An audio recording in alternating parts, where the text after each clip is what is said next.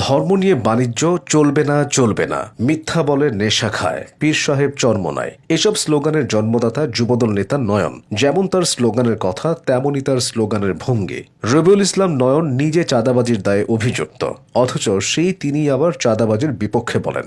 মিছিলে চরমোনাই পীরকে উদ্দেশ্য করে নয়ন বলেছেন, ভণ্ড পীরের চামড়া তুলে নেব আমরা। এর আগে প্রধান উপদেষ্টার বাসভবন যমুনার সামনে ইশরাক হোসেনের মেয়র পদের জন্য আন্দোলনের নেতৃত্ব দেন নয়ন। সেখানে তিনি তরুণ উপদেষ্টাদের ব্যঙ্গ করে স্লোগান দিয়েছিলেন, মাহফুজ একটা সান্ডার নাম, আসিফ একটা ব্যাঙ্গের নাম। এছাড়া নিজের এক ফেসবুক পোস্টে নয়ন লিখেছেন, নাহিদ, সার্জিস, হাসনাত সব শালাই চাঁদাবাজ।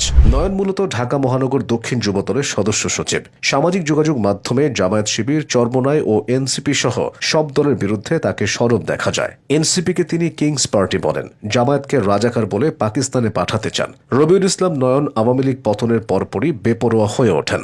তার বিরুদ্ধে দখল ও চাঁদাবাজির নানান অভিযোগের পর ইসলামী ব্যাংক দখলেরও অভিযোগ ওঠে। অভিযোগ উঠেছিল এসালম গ্রুপের হয়ে মোটা টাকার বিনিময়ে নয়ন ও তার অনুসারীরা এই ব্যাংক দখলে ভাড়াটে হিসেবে কাজ করেছে। ব্যাংক দখলে নয়ন অস্ত্র ব্যবহার করেন, তার ছোড়া 6 ব্যাংক কর্মকর্তা আহত হন। এর আগে নয়নের বিরুদ্ধে বেসরকারি টেলিভিশন সময় টিভি দখল চেষ্টার অভিযোগ উঠেছিল। সংবাদ মাধ্যম সূত্রে জানা যায়, টিভির মালিকানা নিয়ে ঝামেলা থাকায় একটি পক্ষকে সমর্থন জানিয়ে মোটা অঙ্কের টাকা নেন নয়ন। এভাবে প্রত্যন্ত অঞ্চলের এক নিম্ন মধ্যবিত্ত পরিবারের সন্তান হয়েও আওয়ামী লীগ পতনের মাত্র কয়েকদিনে দখল আর চাঁদাবাজি করে কয়েক কোটি টাকা কামিয়ে নেন তিনি। ফলে খোদ নিজ দলের মধ্যেই নানান বিতর্ক হয়েছে তাকে ঘিরে। তবে ক্ষমতা আর প্রচ্ছন্ন ছায়ায় তার অবস্থানটা আরও শক্তিশালী হয়েছে।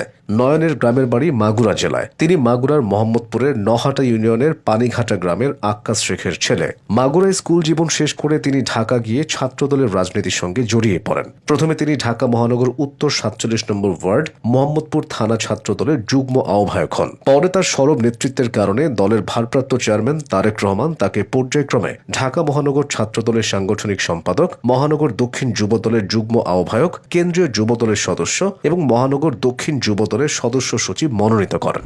আওয়ামী লীগের আমলে অন্যান্য অনেক নেতার মতো নয়নকেও বহুবার জেলে যেতে হয়েছে। তার ভাষ্যমতে আওয়ামী লীগ সরকারকে হঠাতে নেতৃত্ব দেওয়ার কারণে তাকে 19 বার কারাবরণ করতে হয়েছে। তার নামে 206টি মামলা দেওয়া হয়েছে। 2016 সালে মগবাজার মোড় থেকে পুলিশ তাকে ধরে নিয়ে 5 রাউন্ড এবং অমানবিক নির্যাতন করে ঢাকা মেডিকেলে ফেলে রেখেছিল।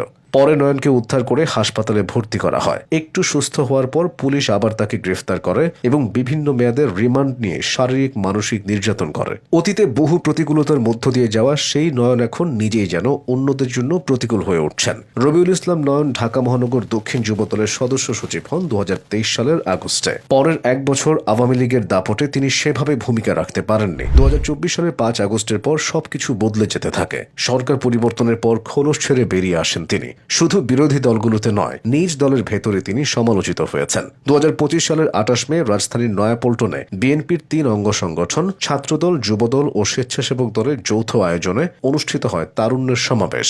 সমাবেশে দেশের বিভিন্ন এলাকা থেকে আসা নেতাকর্মীদের উপস্থিতিতে প্রকাশ্যে এক তরুণকে নয়ন। সেই ভিডিও পরে সামাজিক যোগাযোগ মাধ্যমে ভাইরাল হলে সমালোচনা বাড়তে থাকে। এসব সমালোচনা আর বিতর্ক নিয়ে যুবদল নেতা নয়ন এখনও টিকে আছেন।